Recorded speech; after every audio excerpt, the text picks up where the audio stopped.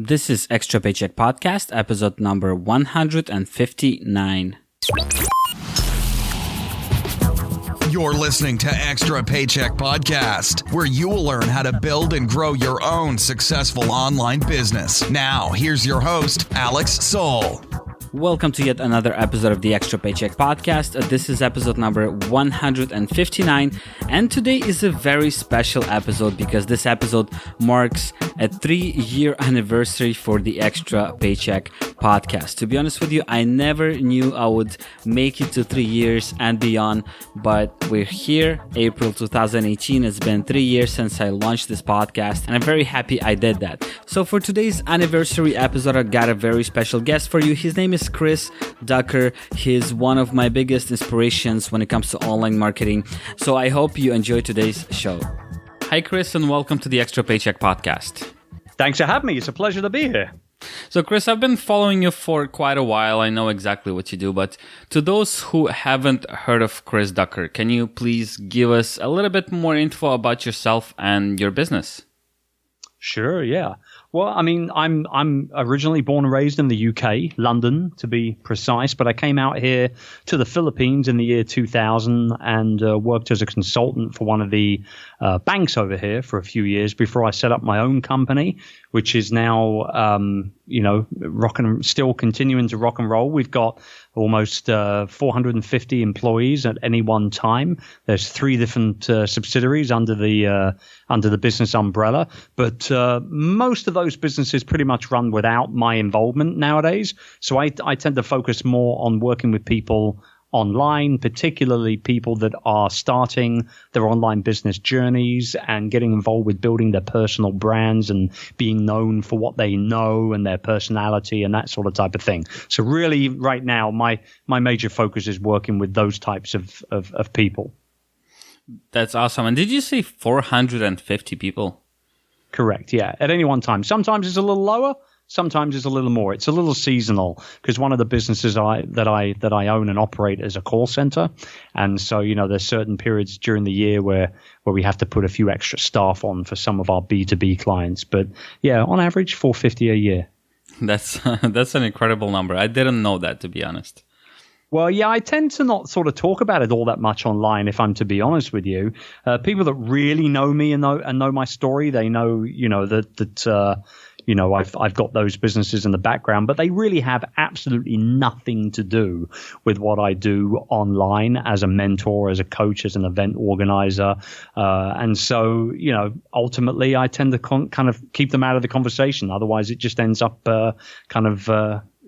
muddying the waters, so to speak. Mm-hmm. And I could imagine it could go off topic and to so many different things that there's no recovering from that.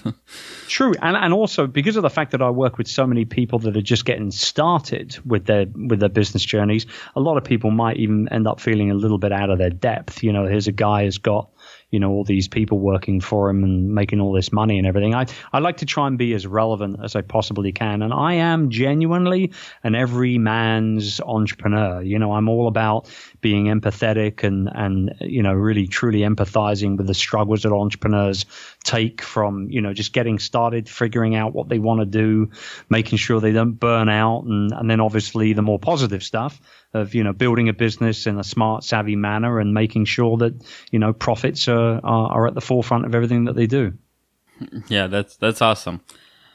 And Chris, let's maybe break a few myths here. Or maybe confirm them. I'm not sure. So, a lot of people believe in bootstrapping. And when it comes to online business, we have a lot of people preaching that it doesn't require an investment or any significant investment to start, that pretty much anyone can launch a profitable business. While some people are saying that that's totally bull and you need millions of dollars to get started in any kind of business. And, you need to have hundreds of hours every single day, let's say, to do that. What's your take on that? How hard is it to start a business online, especially financially and time-wise? Yeah, I don't think that anyone can can start a business. I think, it's got to be ingrained inside of you. It's something that you want. You kind of almost obsess over it, especially at the beginning. But I do believe that once you get over that initial hurdle, that, you can start a business. Turning it into a profitable one is a whole different ballgame. So, I don't think there's a lot of money that's needed nowadays to begin a business, to start and launch a business, particularly online. You just need to pay for a web server, a domain name, maybe a graphic designer, on a short sort of retainer type basis to begin with. But ultimately, what you need to do is work your ass off. I mean, it's not something that can and will come to you overnight. It's something that you've got to spend time planning and putting together and understanding what you are going to be known for and who you're doing this for. And once you realize kind of who you are and what you're all about, it enables you to then go ahead and find the people that you want to serve and help and ultimately sell to at some point further down the line. And it enables you to do it a lot easier than if you were just sort of feeling around in the dark for a prospect. You know what I mean? Yeah, makes a lot of sense. So, Chris, let's head over right now to your latest book that came out this winter, just a few months ago, Rise of the Youpreneur. What's all that about? Well, a Youpreneur is somebody who builds a business based around them, their expertise, their personality, and the people that they want to serve. So a Youpreneur, it's somebody like you. It's a blogger, it's a podcaster, it's a content creator, it's a speaker, an author, a coach, a consultant, a live streamer, a YouTuber, whatever the case may be. If you're building a business around you and your expertise and the people that you want to ultimately call customers, you are a Youpreneur. Whether you identify with that or not at this moment in time is irrelevant. You will do one day. It's my goal, at some point in the future, that whenever anybody thinks personal brand entrepreneur, that they think Youpreneur. That's the ultimate goal. Mm-hmm. And I'm holding your book in front of me right now, and I see Thank you. Yeah, great stuff. And right underneath the Rise of the Youpreneur says the definitive guide to becoming the go-to leader in your industry and building a future-proof business. What's the future-proof business you're talking about here? Well, yeah, I mean, look, here's the thing. Like in life, there's only a few things you can really, truly count on, right? There's death. Okay, let's get morbid just for a minute. It's coming for all of us, right? One day it'll come, right? Hopefully it's not for a long, long time, but it's a given. It's going to happen. The second thing is taxes. You got to pay your taxes because otherwise you go to jail. And the third thing is change. And change is something that comes to us on a regular basis, just like taxes, but it change is there to challenge us. It's not there to upset us or to, if you're thinking in a positive glass half full mindset, it's a positive thing. However, a lot of people struggle with change. They struggle with pivoting. They struggle with developing particularly different avenues of revenue and things like that. So my focus with the Youpreneur movement is to ultimately get people who are really, really good at one thing to pivot for the very last time in their career. So if you've been in the financial services industry for 10 years, or if you've been in the web development industry for 10 years, or if you've been a professional babysitter for 10 years, it really doesn't matter. If you've got a certain amount of time under your belt, and it doesn't need to be 10 years for that matter either, people will pay to access that experience that you've got inside of your head, that you've got inside of your heart. They will pay to access that. And so with that in mind, you ultimately become future-proof, because when you build the business of you, it's 100% original. Nobody can copy it, regardless of what industry you're in. And that's what being future-proof is all about. It's about, building the business around you and your personality, your uniqueness, and your experience. Mm-hmm. That makes a lot of sense. And this is perfect. This is perfect for people like coaches and consultants and authors and speakers. Do you know how many authors I know that are broke? It's ridiculous. Like I know so many people that have got incredibly successful books that are hardly making any money at all as entrepreneurs because they don't know how to monetize that expertise. They don't know how to monetize that platform of being a successful author. Same can be said actually as a speaker. You know, I know many people that are brilliant speakers, but they don't make that much money speaking. They actually make more money on the back end selling digital products, info products, and that sort of type of thing. So there's a lot of different ways to monetize your expertise, and we go through that obviously in the pages of the book. As you know, you've got it in front of you. Yeah, that's very interesting, and you're kind of stopping me in my tracks and making me think here, because I know quite a few people in both categories, the speakers, the authors, that I agree with you aren't making a living as well as they really could be and should be. That's the big word. Should be is the big word. Could be is one thing, right? But could be is a little imbalanced, isn't it? It could go one way or the other. Should be is 100% in one direction. When you should be doing something, the question you've got to ask yourself is, why am I not doing it? And so, I always like to focus in on that side of things rather than the could. The should is way more powerful. And when you know that somebody's got a certain amount of experience under their belt and they should be making more money from it, then it's just a matter of figuring out how they're going to actually monetize it. A very good friend of mine based out of New Jersey was a dog trainer for about 6 or 7 years.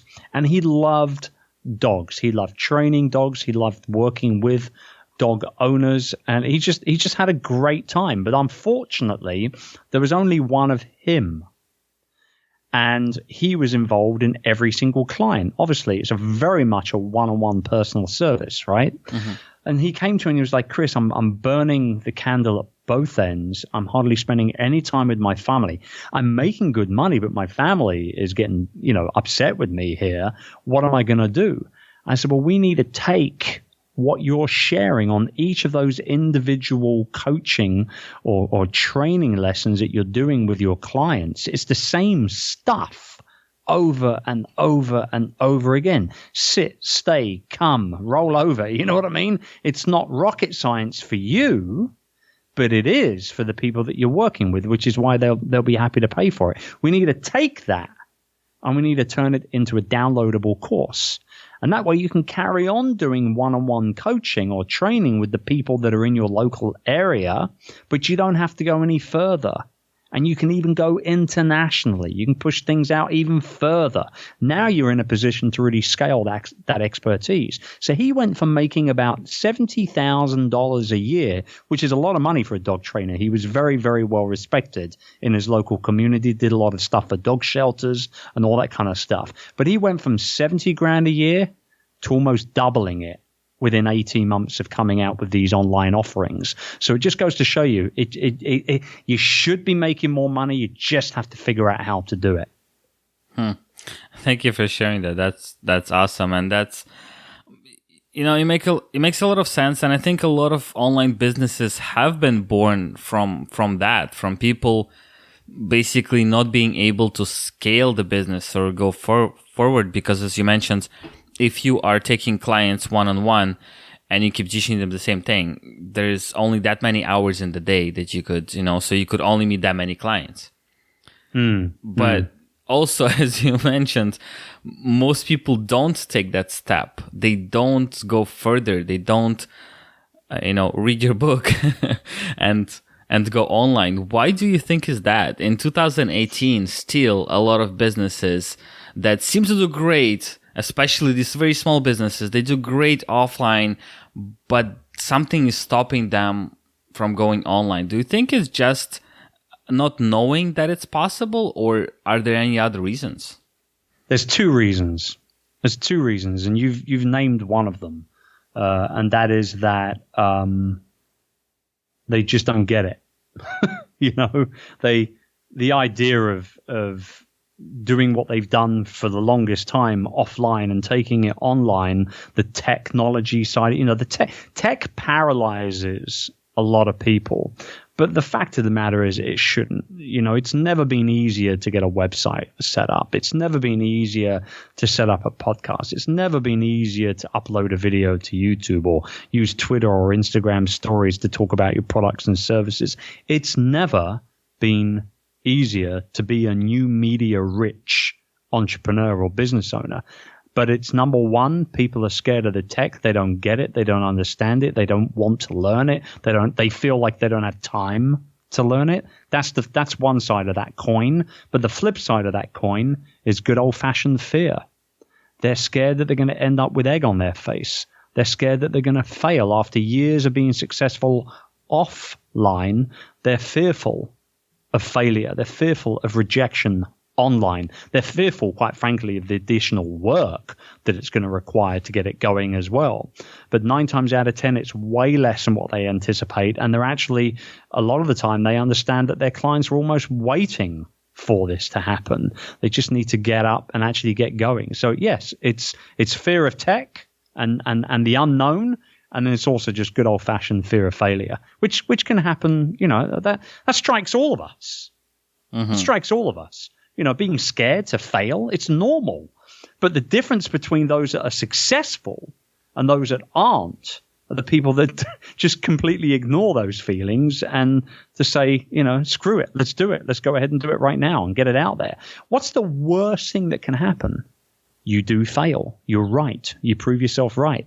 The best thing that can happen is that you realize that you're actually kidding yourself the whole time and you actually end up making a load of extra money.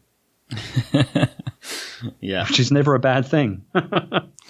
Yeah, and I think even for those that do fail, it could be a good thing. As in, see, I was right. He's gonna go around and tell his wife and his friends, "I told you so. I was right." Right. Exactly. All right, Chris. So I want to take a little step back and look at your own story, because to coin that term of Youpreneur and well, to teach people or guide people to building that future-proof business and becoming a go-to leader, you're doing that because you've been that person for many years. You have your expertise. You've been a Youpreneur for a while, right? Well, I mean, I coined the term Youpreneur in 2014. We opened the doors to the Youpreneur community in 2015.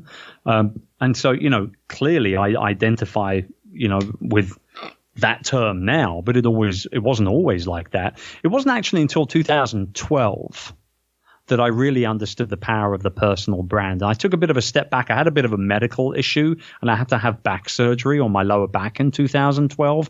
And it kind of knocked me out of the game for a couple of months whilst I was in physio and recovering and all that kind of stuff. I'm absolutely fine now. But at the time, it was 6 to 8 weeks of kind of almost laying on my back all day long.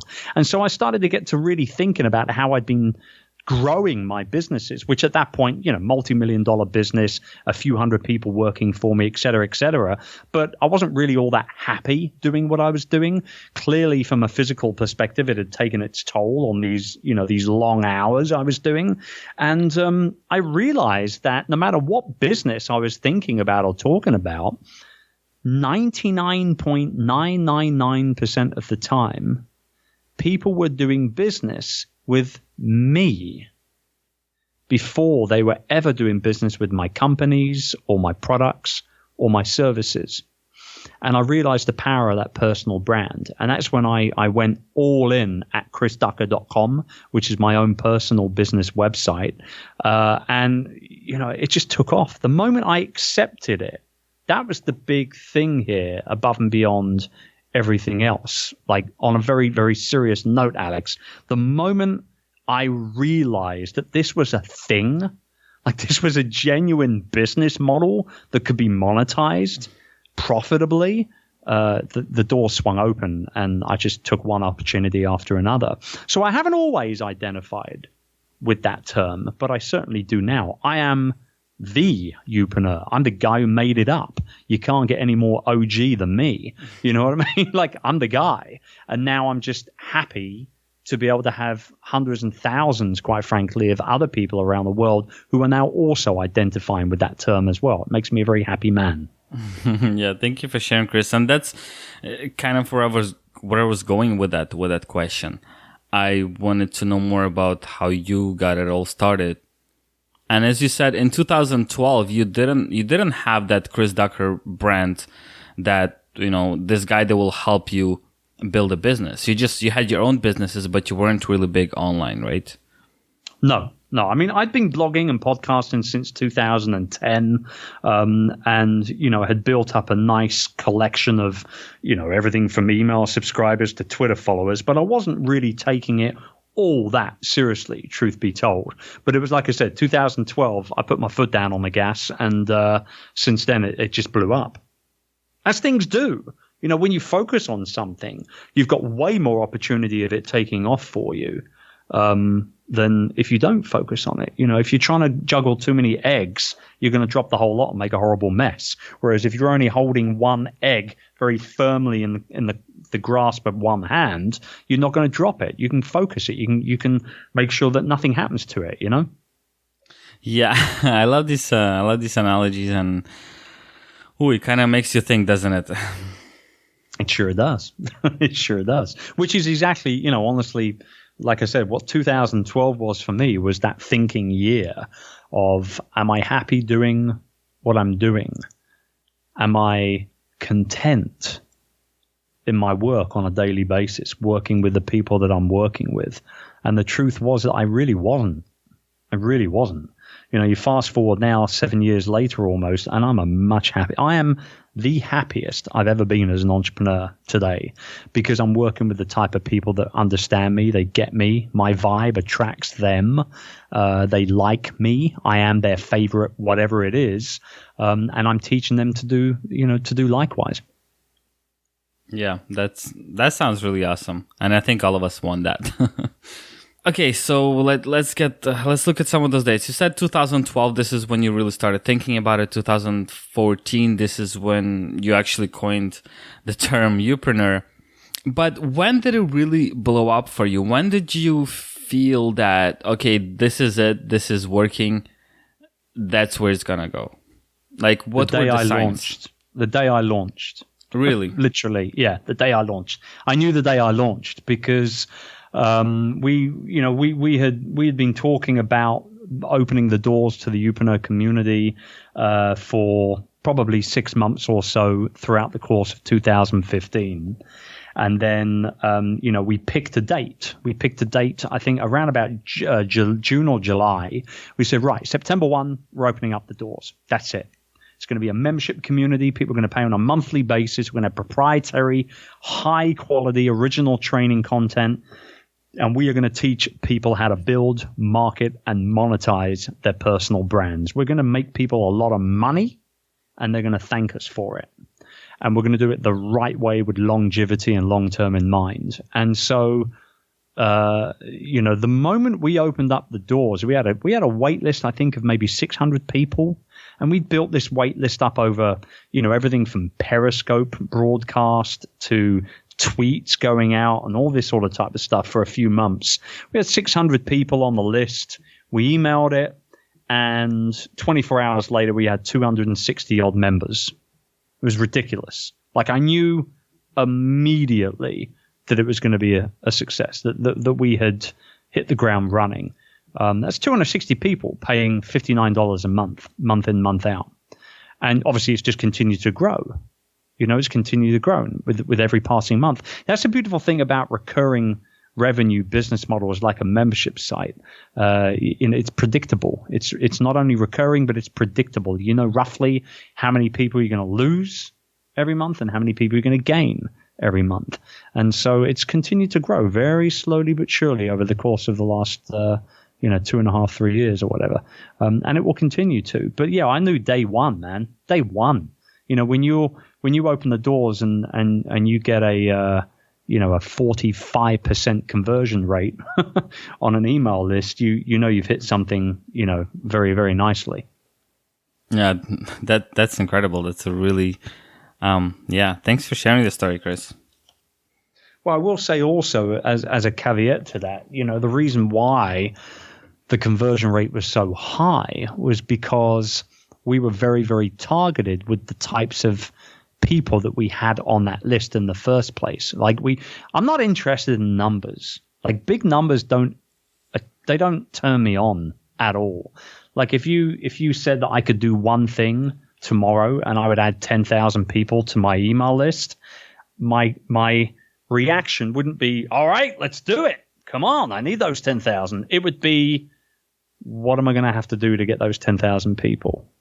Because if it's not in line with what I'm about, what I'm doing, how I'm helping people, then what's the point of having 10,000 people on my email list? I'd rather have 100 people on my email list, opening every email I send, clicking on every link in every email, buying every product, attending every event, retweeting every blog post that I tweet out. I'd rather have 100 people doing that than 10,000 people on a list doing absolutely nothing. Yeah, that's awesome. I totally agree with you on that, Chris. And that's actually a mistake I've seen a lot of newbies make. I've seen people complain on different forums and different platforms, saying how they went to, I don't know, Fiverr, and they paid $5 to get 2,000 visitors to their website, yet nobody bought anything or signed up to their email list, right? I guess I understand that it's a beginner's mistake because, they want traffic, but either they didn't understand the point or someone who's teaching them how to run this whole thing didn't teach them properly and didn't explain how, targeting and talking to the right audience and knowing your audience is the key. That's what matters so much more than, as you said, just the numbers. Absolutely. And the numbers are good. I mean, you need numbers, but having these huge, great big numbers, 9 times out of 10 will get you absolutely nothing at all. I'd rather work with a smaller group of people and have more influence and affect more change in their life than work with a huge amount of people that don't take any action and never get anywhere, Yeah, that makes a lot of sense. And Chris, I have a question about your business. Well, I guess all your businesses, including your Youpreneur business. How do you manage to handle all of that? How do you manage your time, and how do you keep basically being efficient and not going for burnout? How do you manage the time? How do you manage all of that? That must be hard. Well, it was at first. Now it's not. It's about delegation. It's about team building. It's about hiring the right people for the right jobs. And it's about getting the heck out of your own way. A lot of people burn out because they think that they have to do everything in their business. I used to be like that. I'm not anymore, and I haven't been for a long time. A lot of people think that they've got to work 16 hours a day and hustle and grind like Gary Vaynerchuk. You don't need to do that either. And I know Gary, he's a friend. You wouldn't catch me working 16 hours a day. Are you mad? I've got way more important things to be doing than doing work for 16 hours a day. In fact, actually, I haven't even worked a Friday for almost 5 years. I work Monday to Thursday, 10 in the morning through to 4 p.m. in the afternoon, 6 hours a day, 24 hours a week. That's all I do. And the reason why I'm enabled myself to have that kind of working lifestyle is that I only do what only I can do, which is ultimately at this point, create content and mentor people or coach people, one or the other, right? Anything else, there's someone on my team that can do it for me. So it doesn't matter what the task is. If it lands in my inbox or lands on my desk, the first question I always ask myself is, can somebody else do this? 9 times out of 10 now, they can. And I don't have to do it. And I just carry on working on what I'm supposed to be working on, which is only the stuff that I can do. Now, at first, it wasn't like that, obviously, right?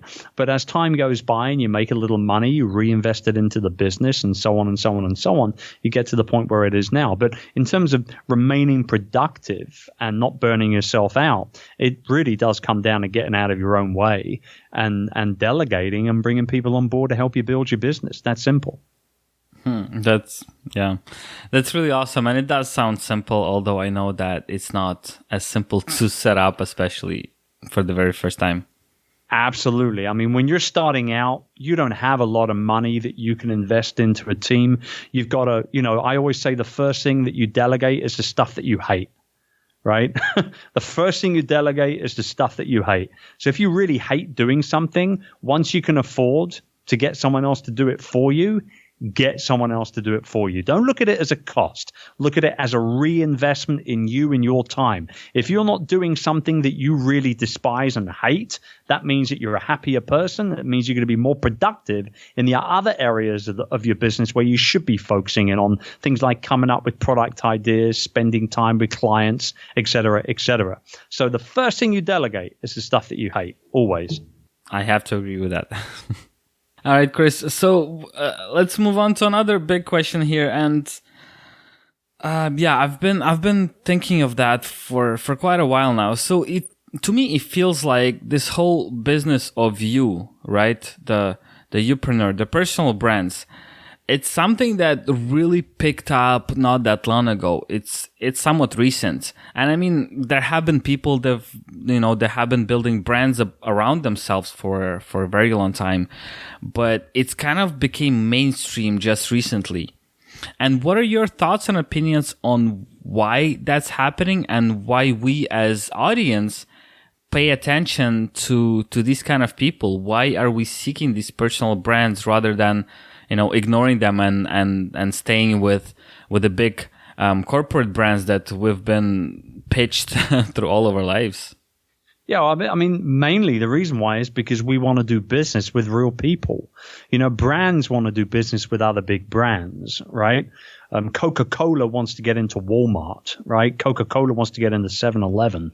But, I tell you something right now. If you ever visit a Coca-Cola factory and you get the tour of the Coca-Cola factory, you don't necessarily remember the fact that you're at the Coca-Cola factory. What you're going to remember is, Angie or Bob or Mike or Steph, someone that's been there 25 years bottling and putting tops on bottles. The story that Angie will tell you about the day that, she had to leave the assembly line to go and give birth to a third child or something like that. Like, people want to do business with other people.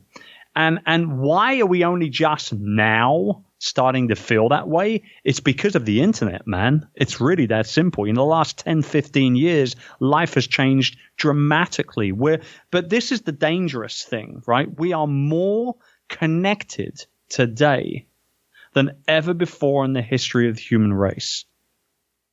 The sad part of that statement is that we've never been more disconnected.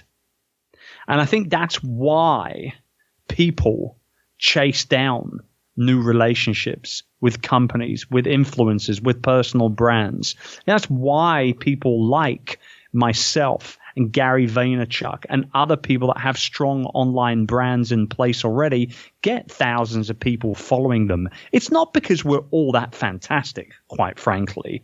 It's because we're not scared to put ourselves out there and to share what we know with the people that need to learn what we know. And I think that's the big thing. We've just shifted as a society.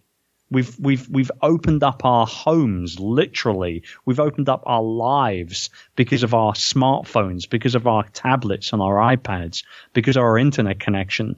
People have made their way into our homes that never would have gotten there before. And that's why it's become so popular to follow people, that have strong brands. Yeah, that makes a lot of sense. And it's, whenever I stop, whenever I take a break and just think back about it, this is when I'm really surprised at, that, as we call them, influencers, let's say, how these people are building this huge audience in seemingly no time, or, well, relatively short time. It's just incredible to think that 5 or whatever, 10 years ago, this notion even didn't exist. Nobody would have thought of it. The only influencers we had were the TV celebrities. And right. the rock stars, Lady Gaga's or Britney Spears, whatever. But now it's pretty much everyone can be that. That's it. I don't know. It just, every time I pause and think about it, it just boggles my mind. Well, I mean, the other thing is that when you think of influencer marketing in the traditional sense, like movie stars and rock stars and things like that, nothing's really changed for those guys. In fact, if anything, the internet has just enhanced them, right? You look at people like Dwayne "The Rock" Johnson, who's got millions and millions and millions of people following him on social media.